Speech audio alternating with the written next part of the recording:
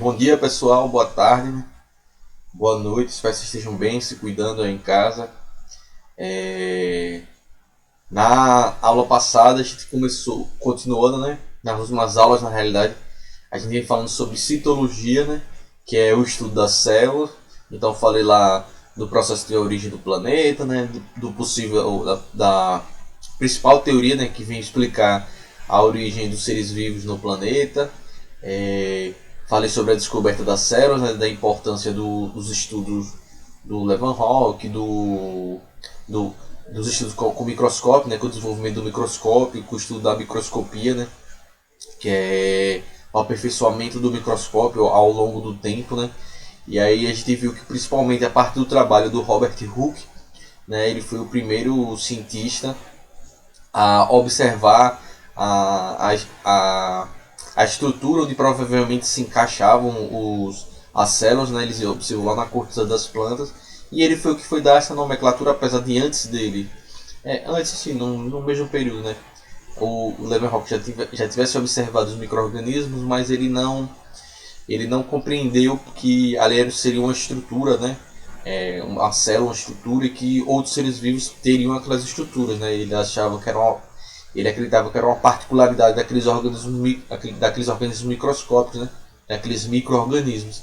Ele não tinha entendimento, por exemplo, e nem o Robert Hooke, no momento que ele chamou aquelas estruturas, aqueles espaços de células, mas com o passar do tempo, graças a ele e sua contribuição o desenvolvimento desse conceito de célula, foi que se foi possível parar para observar se essas estruturas estavam presentes em todas as plantas, né? Então eles observaram que ela estava lá em todas as plantas, a gente tinha aquela estrutura, e a partir daí poder perceber se essas estruturas eram presentes, por exemplo, nas células de outros organismos vivos. Né? Então, com o passar do tempo, se observou que todos os seres vivos, até aquele momento, né, eram formados por células. Né? Então, o Schneider e Schwann, né? Schneider, né? E Schwann, principalmente, eles foram lá, e também tem a contribuição do Virchow, né? Eles foram desenvolver aquilo que a gente chama da teoria celular, que vinha definir, né, que todos os seres vivos são formados por células, né? Por células. Então é o que a gente chama da teoria celular, né? Então todos os seres vivos são formados por células. A célula é uma unidade básica da vida, né? A célula é uma unidade básica de funcionamento dos seres vivos. Então é a partir do nível e da estrutura celular que os seres vivos eles funcionam, eles desempenham suas funções, eles desempenham as suas atividades motoras, eles desenvolvem as suas atividades de forma geral, né?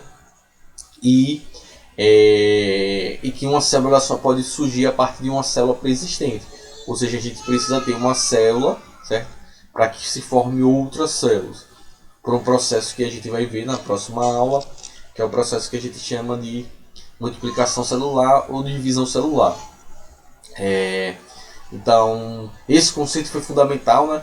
Hoje em dia ele é ajustado principalmente por causa da presença dos vírus, né? Como os vírus são organismos, né? Ou seres ou estruturas que não são formadas por células, né? Então, alguns cientistas acreditam que a teoria celular estaria incompleta, né? Ou não se enquadraria nesse aspecto de que todos os seres vivos são formados por células, justamente por causa da presença dos vírus, né? Os vírus da gripe, vírus aí o Covid-19, né? Que é da família dos coronavírus, né? A dengue, zika, chikungunya são todos vírus também. E então eles não têm células, né? Então eles não estavam incluídos nesse padrão, nesse conceito, né? Que envolve a teoria celular, certo? Mas tem aqueles cientistas, como eu conversei com vocês, né, que acreditam que na realidade os vírus eles não são seres vivos, né? Então que a teoria celular ela estaria plenamente encaixada, já que os vírus não seriam seres vivos, né? Então eles não têm células, não seriam seres vivos, então eles não estariam incluídos ou encaixados nesse princípio aí que envolve a teoria celular. Mas indo ouvindo, né? Isso é o que estou trazendo para vocês saberem que existe essa discussão, né? Mas isso não é o fundamental, não é Não vou perguntar, não se preocupe porque eu não vou perguntar para vocês porque os vírus não são seres vivos. É importante vocês saberem disso, mas não é o foco do nosso assunto. A gente está estudando as células, já que os vírus não têm células, né? Então a gente não está entrando no detalhe dos vírus. A gente estuda um pouquinho de vírus no próximo ano, né, no 7º ano, vocês vão estudar um pouco sobre os vírus. E na aula passada a gente falou sobre os órgãos das células, né? Aquilo que a gente chama das organelas, aquelas estruturas que a gente chama os pequenos órgãos, né? Então a gente observou que as células elas apresentam uma série de organelas que vão desempenhar diferentes funções nessas células, né? Então a gente observou que, por exemplo, as células elas vão ter organelas responsáveis por fazer sua digestão celular, por fazer sua defesa, por produzir substâncias, né? O que vocês precisam lembrar da última aula, que vocês vão precisar lembrar e que será cobrado de vocês? Vocês têm que saber, isso não tem para onde correr, certo? Vocês têm que saber o nome da organela, ou seja, que organela é aquela e qual é a função de cada determinada organela.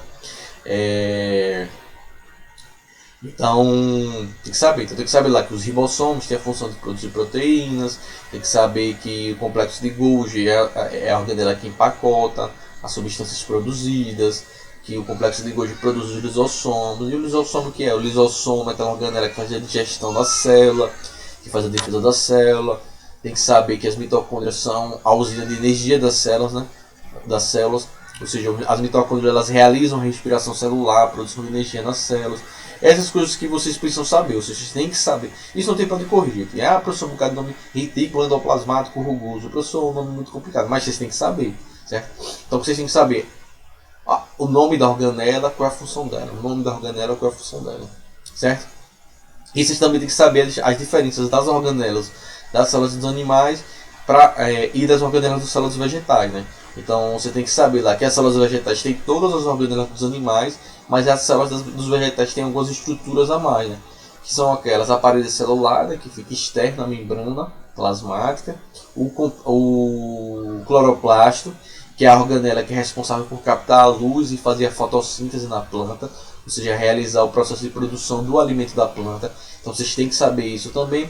E saber lá que também tem um vacúolo, né, ou um grande vacúolo, aquela organela que ocupa boa parte do espaço do interior da célula, que vai armazenar água, esses minerais que vai manter a célula túrgida e inchada para fazer auxiliar na estabilidade do vegetal, né, certo? Na sustentação do vegetal.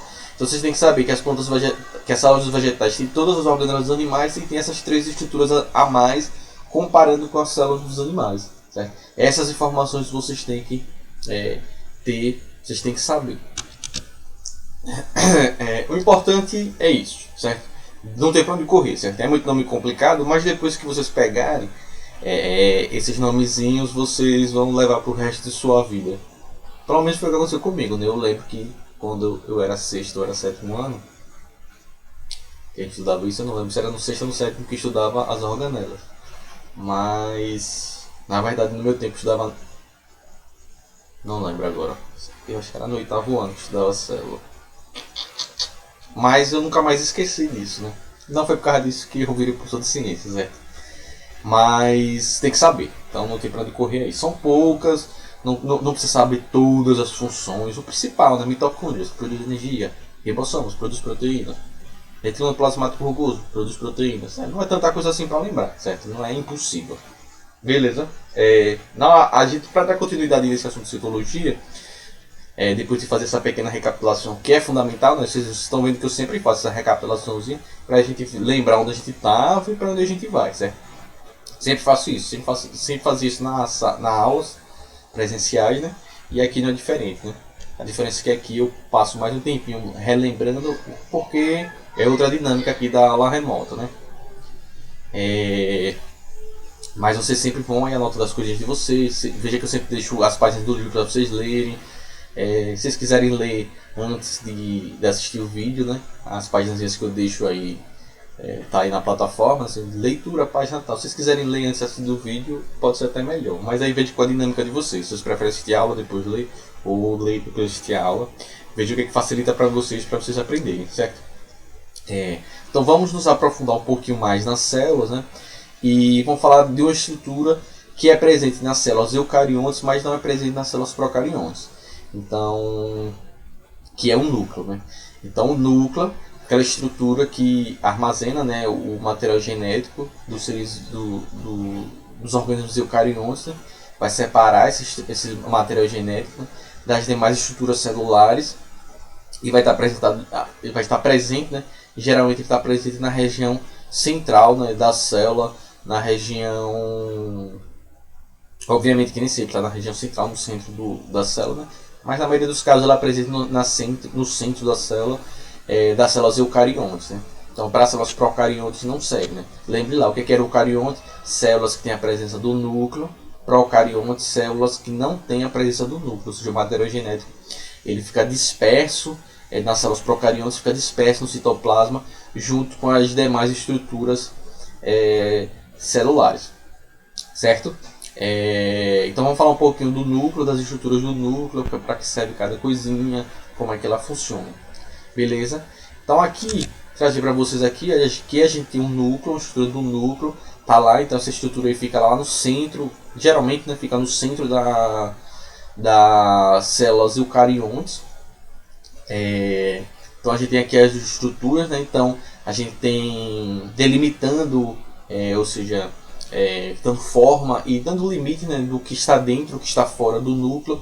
A gente tem a membrana ou envoltório nuclear, né? Então veja aqui, está escrito bem aqui assim, no meiozinho, membrana nuclear, certo? E agora vocês vão dizer, professor, mas tem duas membranas, membrana nuclear externa e membrana nuclear interna.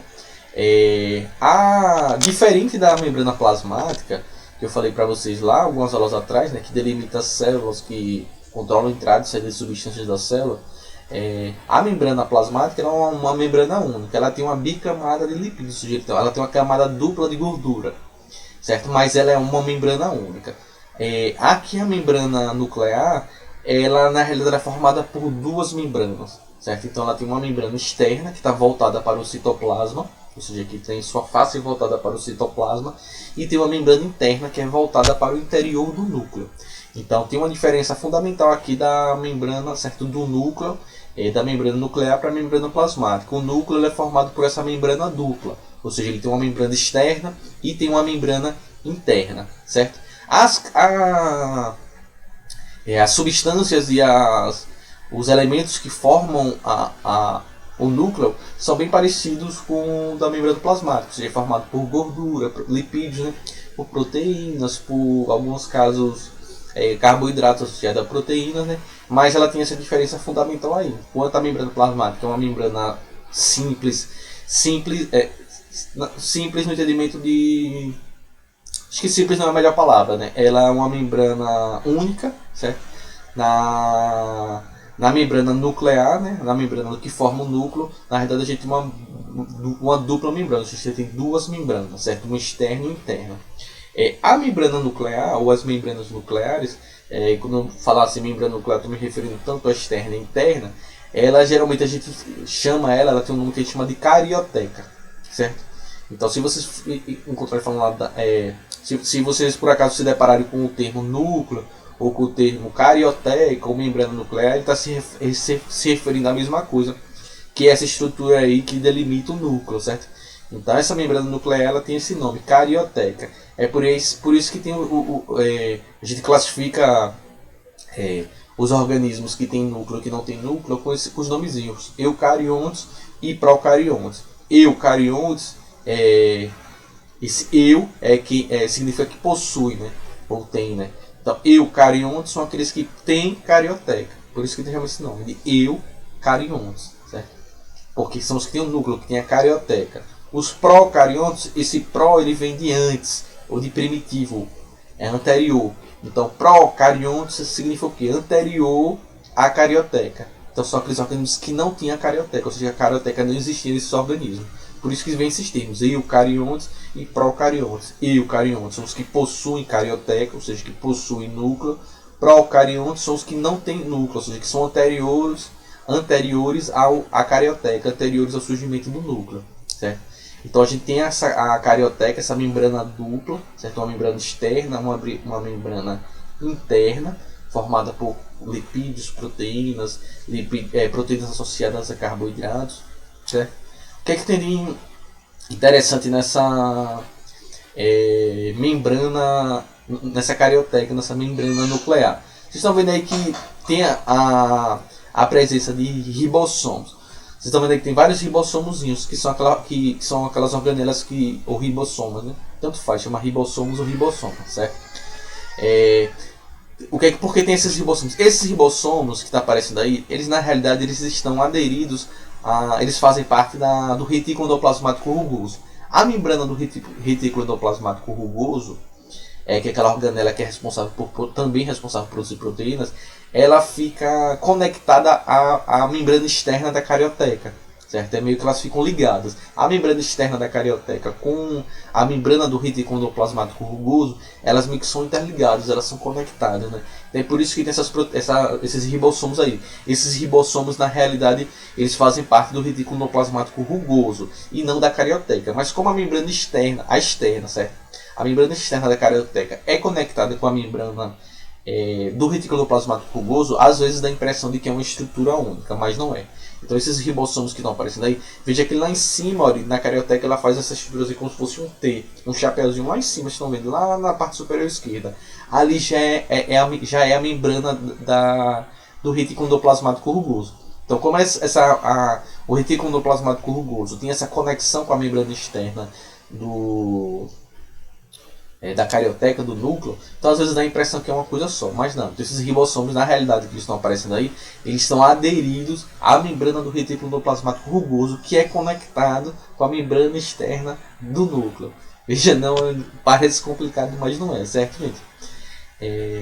Então tem essa questão aí. Estou falando isso para vocês não confundirem, achar que tem ribossomos no núcleo. Não tem.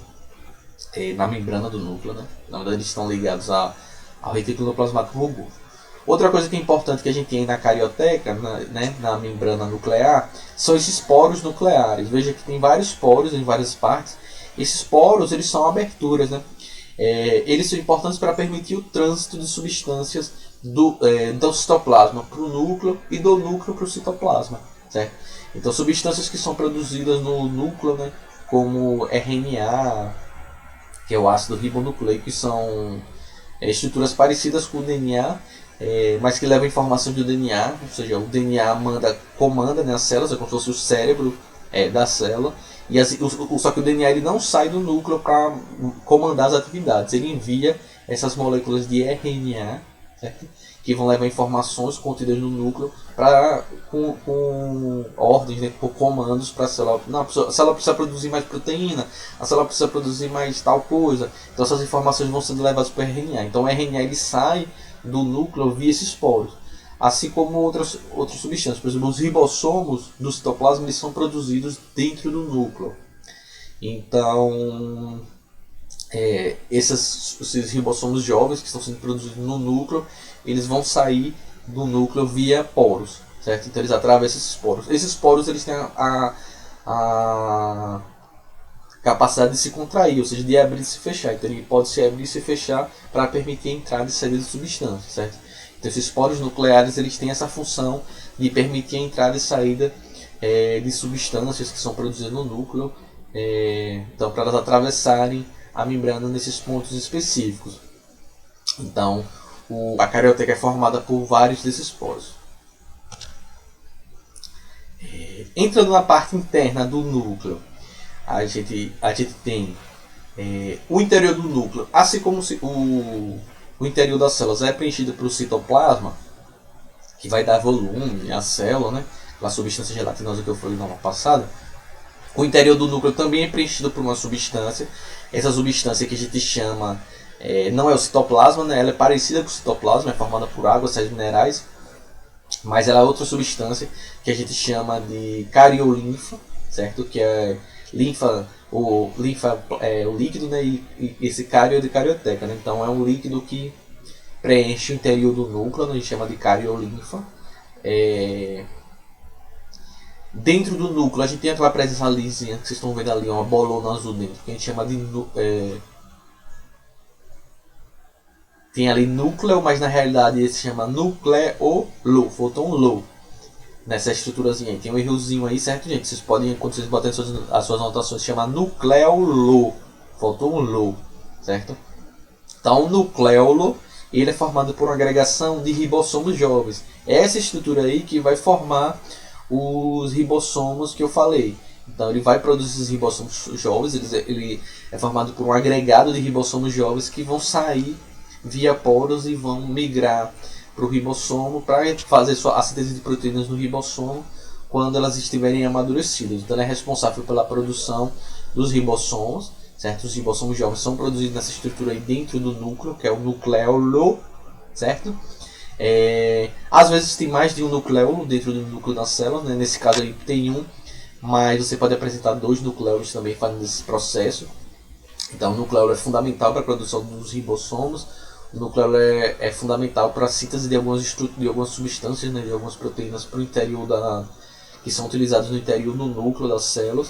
Então o nucleolo ele é fundamental nesse processo, ele pode ter 1 ou 2 no núcleo da célula, então ele vai estar fundamental, formado por esse aglomerado de ribossomos jovens que vão migrar para o citoplasma quando eles estiverem amadurecidos e prontos para desempenhar suas funções no citoplasma, certo?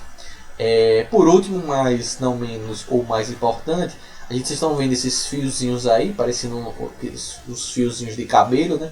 Esses fiozinhos de cabelo aí são os filamentos de DNA, né? O ácido desoxirribonucleico.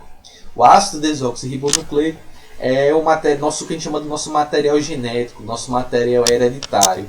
Então o DNA, ele é esse material aí que vai ter as informações hereditárias dos seres vivos, ou seja, ele vai ter as informações que a gente herda dos nossos pais, né? As características que a gente herda dos nossos pais, as características hereditárias, ou seja, que a gente herda dos nossos pais, nosso pai, nossa mãe, vão estar dentro do núcleo das células, né? Formando a parte desses filamentos que a gente chama de filamentos de DNA.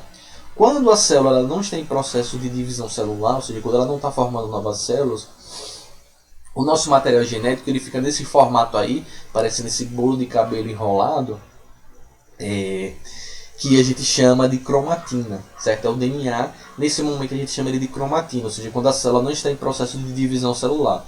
Então a cromatina ela está aí parecendo assim essa diferenciação. Quando nossas células elas iniciam o processo de divisão celular, ou seja, o processo de formação de novas células, essa cromatina ela começa a se condensar, se espiralar, né? Ela começa a se concentrar e se condensar e forma o que a gente chama dos cromossomos, certo? Então, cromossomos, cromatina, DNA, material genético, está tudo se referindo à mesma coisa, certo? Ao ácido desoxirribonucleico, ao DNA. Mas depende do momento em que a célula se encontra, essa estrutura ela vai estar esse DNA ele vai estar de uma forma ou de outra, né? Então, quando a célula não está se dividindo, quando a célula não está formando novas células, ele fica enroladinho, fazendo esse bolo de cabelo aí, esses filamentos de DNA ficam enroladinhos, formando a estrutura de cromatina. Quando a célula inicia o processo de divisão celular, ou seja, quando a célula inicia o processo de formação de novas células, ela vai formar a estrutura de cromossomos, certo? Vocês estão vendo aí que esses fios, professor, esses fios tem uns que estão em um preto mais escuro, tem outros que estão um preto mais fininho, né? O que a gente chama assim, de áreas de condensação do DNA, né? da cromatina. O que acontece? Essas áreas que são mais escuras, a gente costuma chamar de heterocromatina, são partes do nosso DNA que estão inativas, certo? Ou seja, elas não estão desempenhando, não estão com seus genes, com suas estruturas funcionando, certo? E as que são mais fininhas, que a gente chama de eucromatina, são as partes que são ativas do DNA. Professor, por que isso acontece? Todas as células do nosso corpo vão ter o mesmo DNA, certo? Então a célula da nossa pele, a célula do olho, a célula do cérebro, a célula do coração, as células do coração, todas as nossas células têm o mesmo material genético, têm o mesmo DNA, certo? E o que diferencia o DNA de uma célula para outra? É justamente essas partes que elas estão ativas e essas partes que estão inativas. Ou seja, o que diferencia, por exemplo, o que pode diferenciar o material genético de uma célula da nossa pele para uma célula do nosso coração é que na célula da nossa pele algumas regiões do DNA vão estar ativas e outras vão estar inativas, diferente do coração. Talvez no coração algumas partes sejam ativas que não estão ativas na célula da pele. Por exemplo, partes do DNA que comandam funções específicas das células do coração, que não são funções que a célula da pele não faz. Então essas partes que determinam essas funções que na pele não vão existir, elas vão estar inativas, certo? Que vão estar essa parte mais escurinha. E algumas partes ativas no DNA da célula da pele não vai estar ativa, por exemplo, na célula do coração, né? Então isso é uma coisa que diferencia, porque é de acordo com a função de cada célula. Então, dependendo da função, algumas partes vão estar ativas, alguns trechos do DNA vão estar ativos em algumas células e em outras não. E pode ser que em ambas tenham partes ativas que coincidem entre elas, mas isso é uma pequena diferença. Mas o que é importante vocês saberem, além disso, que existem partes ativas e partes inativas no DNA, dependendo da função da célula, é importante vocês lembrarem disso, que todas as células do nosso corpo, elas compartilham o mesmo DNA. Ou seja, o DNA do cérebro, das células do cérebro da gente, não tem um DNA diferente das células da nossa pele. Não. Todas as células do nosso corpo têm o mesmo material genético, têm o mesmo DNA, têm as mesmas informações que a gente herda dos nossos pais, certo? Então não tem diferença do DNA, o DNA é o mesmo. O que difere é que são as partes ativas e inativas de uma célula para outra, beleza? Aqui, olha só para vocês verem aqui, deixa eu sumir aqui. A gente tem aqui a estrutura do nosso DNA, não estou sumir agora não. Lá em cima, olha, o DNA a gente diz que ele tem uma estrutura que a gente chama de dupla hélice.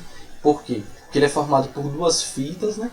Vocês estão vendo aí, ele é formado por duas fitazinhas e essas fitas elas vão se enrolando como se formando uma hélice. Como se fosse formando esse aramezinho do caderno de vocês, que vocês estão aí na mão copiando tudo que eu estou falando. Então, a gente chama de dupla hélice, porque ele é formado por duas fitas, certo? Fitas duplas de DNA que estão ligadas, né? E elas vão se espiralando como se fosse formando esse arame do caderno. Então, por isso que ele diz que o DNA ele tem uma estrutura de dupla hélice. Ele vai se enrolando e formando esse bolo que eu falei aqui da cromatina a partir dessas coisinhas, essas bolotas aí que a gente chama de estonas. Estonas são proteínas. E essas proteínas elas vão enrolando o nosso material genético. Beleza?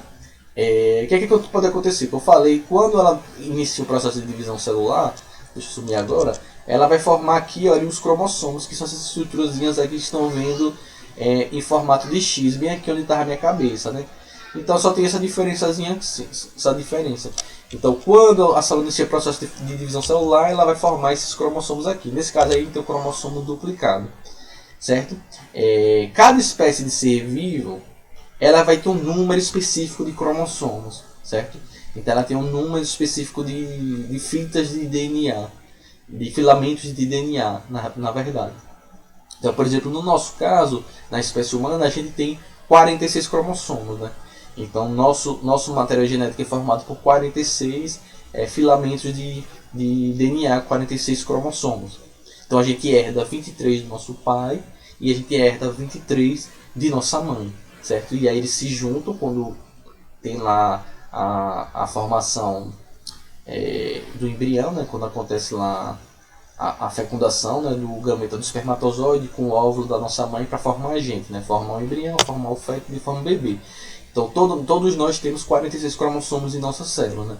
23 que a gente herdou do nosso pai e 23 que a gente herdou da nossa mãe lá no processo de reprodução. Ah, professor, como é isso? 8º ano, a gente vê os detalhes sobre esse processo aí. Importante vocês saberem o que nós temos 46 cromossomos. Professor, todas as espécies têm o mesmo número? Não. Uma mosca, por exemplo, tem 12 cromossomos, uma árvore pode ter 116 cromossomos, não é? No caso da espécie humana, a gente tem 46 cromossomos, certo? Existem alguns casos que, professor, todo mundo tem 46 cromossomos. Existem alguns casos que a gente chama de alterações cromossômicas, que as pessoas elas podem ter cromossomos a mais ou a menos, né? Uma condição que é bastante comum que a gente chama da síndrome de Down. A síndrome de Down acontece quando a pessoa, por um erro na formação lá das células reprodutivas, né, o espermatozoide e o óvulo, a pessoa acaba herdando um cromossomo a mais. Então, uma pessoa com síndrome de Down, ela não tem 46 cromossomos, ela apresenta 47 cromossomos. Então, a pessoa que tem 47 cromossomos, ela pode nascer com a condição que a gente chama de síndrome de Down, né, que é também conhecida como a trissomia do par 21. certo? Então a pessoa tem um cromossomo a mais. Existe apenas a síndrome de Down, professor? Não, existem outras síndromes e outras condições a partir de alterações cromossômicas, né? Tem algumas que a pessoa tem um cromossomo a menos, né? Síndrome de Turner, por exemplo, a pessoa tem 45 cromossomos. Existem vários. Se vocês tiverem curiosidade, vocês podem pesquisar aí na internet e depois me dizer o que vocês encontraram sobre essas condições das alterações cromossômicas. Se vocês quiserem, se vocês não encontrarem no Google como alterações cromossômicas, como também vocês podem encontrar na pesquisa de vocês, que a gente chama de... É um termo que eu acho ele meio forte, né? Meio pesado assim, mas que também é tratado, que chama de aberrações cromossômicas. Eu acho um termo ruim, porque dá uma impressão ruim, né? De aberração, como se fosse uma, sei lá, alguma coisa ruim, muito ruim e tal. E não é, né? Na verdade, as pessoas que têm essas síndromes, principalmente a síndrome de Down, elas podem levar uma vida normal, estudar, trabalhar, tal. Elas têm algumas limitações, por óbvio, mas se as pessoas for bem desenvolvidas, ou seja, ir para a escola, ter acompanhamento psicológico, médico, a pessoa se desenvolve normal, né? E segue sua vida, né? Aí tem essa nomenclatura que eu acho que é a nomenclatura mais antiga, né? Eu gosto de chamar mais de alterações cromossômicas, alterações numéricas, né? Cromossômicas, do que aberrações cromossômicas. Mas se vocês colocarem para pesquisar como aberrações cromossômicas ou alterações numéricas cromossômicas, vocês vão encontrar uma série de condições diferentes, certo? Então eu espero que vocês tenham entendido. Aqui a gente falou sobre o núcleo das células. E na próxima videoaula vamos falar sobre o processo de divisão celular, para a gente terminar essa parte de células e entrar para um próximo nível de organização e falar sobre os tecidos, os órgãos e por aí vai, certo? Qualquer dúvida vocês podem me mandar, entre em contato comigo pelo Instagram, pelo meu e-mail que eu deixo aqui ao final do vídeo, ou até pelo e-mail da plataforma, certo? Então fiquem bem, se cuidem e a gente se vê na próxima videoaula. Tchau!